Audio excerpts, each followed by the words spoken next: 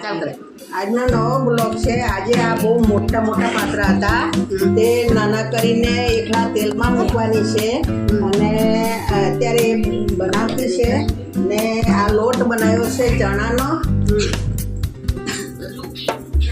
અને ચોખાનો લોટ મિક્સ કરીને મસાલો નાખીને બનાવ્યો છે ને આ આંબલી થોડી નાખી છે અત્યારે હું બનાવી રહી છે અત્યારે આ એક પાત્રાનું બનાવતી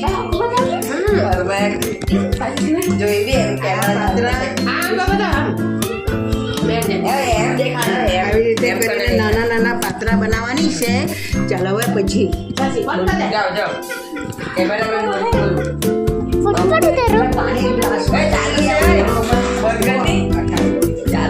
બનાવીને તરવાની છે।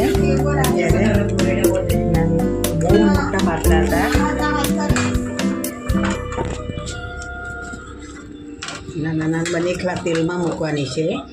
એક દિવસે મોટા મોટા બનાવ્યા બાફીને બનાવ્યા બાફાની નથી આ રીતે નાના નાના બનાવી રહી છે બસ આ પાત્રા બની ગયા છે તરીને પાત્રા બનાવી દીધા છે અત્યારે બધા નાસ્તો કરે છે। ચાલો આવજો સક્સેસ કરજો લાઈક કરજો શેર કરજો બાય ચા સાથે નાસ્તો કરવાનો છે।